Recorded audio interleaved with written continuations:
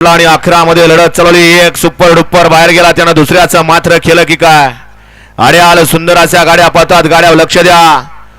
अतिशय सुंदर अशी लढत चालू आहे. खेळ चिलीपिल्यांचा, आदत बच्चांचा, दुधाचा दात पडला नाही तशांचा. अतिशय सुंदर अशी लढत चालू आहे. पड्याळ व्हाईट व्हाईटचा साज पळतोय. अड्याल ब्लॅक अँड व्हाईट. कोण होतोय शेवटच्या क्षणाला गट विजेता आणि झाला.